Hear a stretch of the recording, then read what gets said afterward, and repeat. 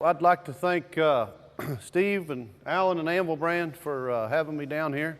I've been blessed enough to be around some really great talent throughout the world and compete against them, work with them and alongside of them, and learn a bunch from them. And hopefully today I can share some of what I've learned over the years from these guys and pass it on to you guys. What I'm going to do is I'm going to shoe this horse. I'm going to try to shoe him like I would every day. And then I'm going to slow down and talk about some of the things that I would do, you know, if there's anybody here going to do their certification or something like that, things to think about. If you get in a certification or a contest or something like that, when you're under pressure, what you do every day is what you're going to resort to when you're under pressure. So if you have a high standard every day, when you get under pressure, you're going to have a high standard when you're in a situation that, you know, you get under some pressure or stress. So I try to maintain a high standard, you know, in my everyday shoeing. I ain't saying I do everything perfect, but I strive for that. So when I go, you know, people tell me there's a difference between contest shoeing and horse shoeing. I don't think there is. You know, it's a contest every day. You know, it's just a different judge. You know, if the trainer's the judge or, you know, or the vet or someone else, it's just, you know, you're constantly trying to please someone. Personally, I think that the horse is the judge you should be trying to please. I still won't do something that I think is detrimental to the horse. Absolutely won't. But I give a little bit, you know. I think that if somebody's going to put a certain type of shoe on, they want a certain type of vet, I feel like that I can put it on as good as anybody. So anyways, we'll bring this horse in here, and for me, what I'm trying to do is I like to look at the horses, stand and look at them. I think people could look at them more often, you know, look at them from behind, from the side, from the front. For me, that's shoeing the horse and not the foot or the, you know, because all of them might be different. Like this left front foot, you'll see the inside ducks under. I want that to fit the coronary band. Well, this horse here on his left front, especially, if you look down it, he's goes out a little bit at his knee, so he's got a little bit more on the outside. So I'm going to use that shoe to put his foot in the center of his leg. The ones that are swept to the outside are not as easy to fix as the ones that sweep to the inside, because you don't have to worry about them stepping on it when it's swept to the inside. Try to get it to where his foot's more in the center of that under. Like if you took I got a laser level. I didn't bring it, but it's kind of neat. You can buy one at Home Depot. But just trying to, you know, move it over and help him out some. Because if you drop the plumb line, it's going to come down on the inside. You know, it's going to come, and there's going to be way more than half a foot on the outside. When you're shoeing horses, you got to know the difference between length and height on the foot. You know, when you look at a foot, is the foot long this way, or has it got a high toe? If I measure from the tip of his toe to his hairline, that's the length of his toe, right? If I measure straight down, that's the height of it. Same thing with the heels. Okay, if I measure this way, you know, like with a ruler or something, that's how high his heel is. If I measure this way, that's how long it is. Does that make sense? The reason that's important is because a lot of people, and I know you guys have run across it, will see a horse that's got a long toe and they don't understand that it's long and not high. And they trim it off the bottom, and this toe's still long when it essentially it needs brought back. And all they do is put the bone closer to the ground, because height affects the position of the bone. Oh, like for example, if I have two boards and there's 8-inch boards, they're like this, perfect, you know, angles on the side, same, one on top. And I take this one and I move it in and I move this one out. What happens to the one on top? It does this, right? Okay, well, they're still 8 inches. So they get their digital x-ray machine and they take an x-ray and they measure this side and this side. Well, this one's more millimeters than this one, but this side's higher. Well, you can't do that because this side's straighter. You know, it doesn't take as many millimeters to make this side high. That's why I'm saying it's important to understand the difference between length and height, because a lot of horses have a long toe. People think they can, you know, somebody thinks that they can get it off by trimming it off the bottom. They don't do anything to dress the toe back, and they do it, and the next time it looks longer, and they keep doing it, and before long, the sole's flat. If you took a bandsaw and cut the front straight off, you see a nice arch in there. Foot has a nice arch. It's a real strong structure, one of the strongest structures known to man. So, best way I can explain it is if you take a piece of pipe, cut it in half, and it's like this, and you put some weight on top of it, heavy weight, and you start shaving it away. Once that arch gets to this point, it loses its strength. It's got to have so much on the sides to keep it strength, and it just goes like that. So the horse's feet do the same thing. You keep trimming them short over and over on the bottom, and they lose their arch, and they drop. The length only affects the horse when he's in motion. Height affects the horse when he's standing.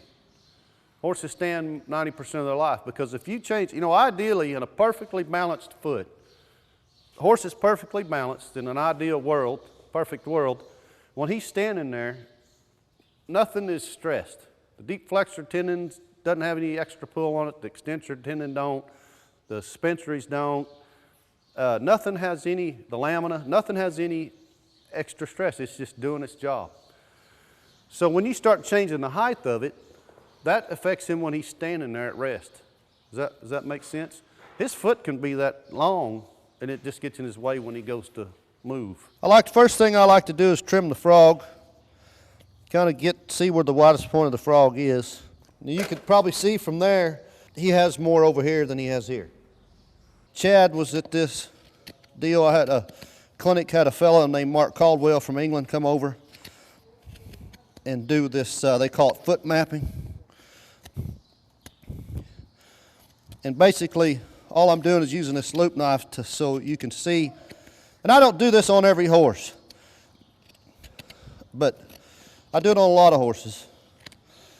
And basically all I'm doing is trying to find the interface, or the interface is where the junction of the lamina and the sole come together, okay? Because everything outside that can stretch.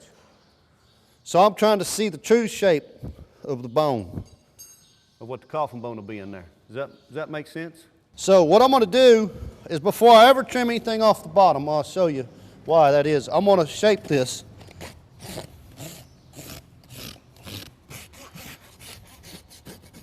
Now I don't do this on every horse, because once you get to, you can, it's just a way of, when you get one that's really out of whack, and I'm just using this as a demonstration to show you.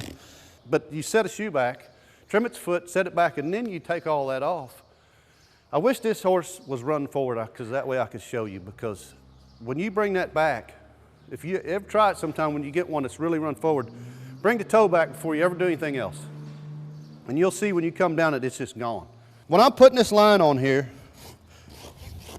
I'm not doing it this way. I'm doing it this way. Because if you do it this way, you're committed. This is a reference. This is not set in stone. Because at this point, I can take it forward, and I'm gonna sight down it from the knee. I'm gonna hold it like this, and I'm gonna look over the foot, and I want if I have it right, the foot will follow the coronary band. Yeah, just putting a bevel, and I can see it right here. If you leave some foot on the horse, the whole deal with nailing on is you got to have something dead to nail to. But you can come and look now where, I don't know if you remember from up there, where I took most of it off, and you can look down it, and that foot was pretty flat, and now you can see the low spots. That's why I flare dressed it first. When I start trimming down now, you'll see the wall thicken back up. That's okay. It looks really thin right now because I've dressed a lot off, but I didn't dress it up very high. But now when I start trimming the bottom, you'll see the wall thickening again. There's a lot of talk on heels. Where should the heels be trimmed to? Where should the, widest point of the frog? I like to trim the heels to the highest, widest point of the frog. Want the heels of the foot to be trimmed to the part of the frog that would touch the ground if it was barefooted first. The highest, widest point, okay? I'm trying to go from heel to toe And the very last thing you do, you know, just slow, gradual, like you're planing wood. You know, if you know, you can go across, get by with going across the heels, but if you go across here any, you know, you're going to lower the quarters.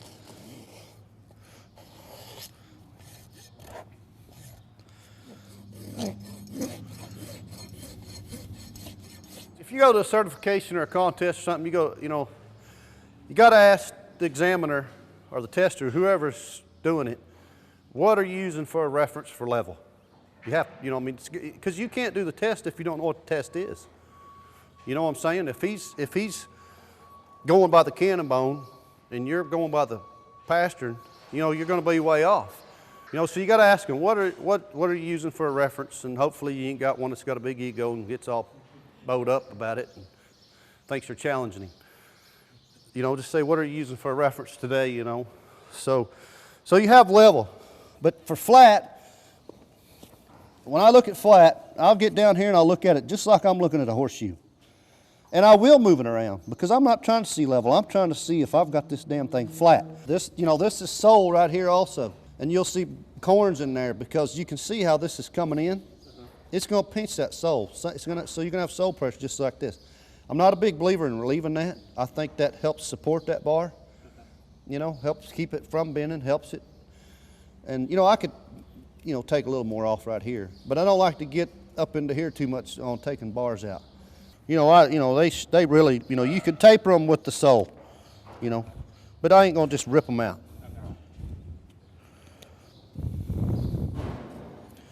I always thought a well-shod horse looked like you ain't never been there. Shoe horses you've never shod before, is you better off leave a little foot than you are to take too much. If you're going to measure with the tape measure, circumference, on a plain stamped shoe, you measure wherever you want the heel of the shoe, which I'm going to go from the widest point of the frog on this horse, all the way around to the widest point of the frog. Take the width of the steel, which is 3/4 of an inch, times it by 2. That gives you 1.5 inches, right? You subtract that from that measurement, so it'd be 11 1/4. And for every 1/8 inch wider the steel is, you subtract another 1/4 inch. I always measure both feet because, like, you know, this is deceiving. This one here actually is a little bigger than that one. It looks like it's smaller, but it's not. If I was in a contest or a certification or something, one of the things I would do, I'm going to leave my heels up just a hair. A little higher than I normally would, not a lot, a little bit. Because they grow forward, when you trim, they come back, right? The foot gets longer, the more heel you take off. So I'm going to leave them up just a hair. You know, leave a little bit of foot on the horse, leave the heels up, and I'm going to burn down till they fit.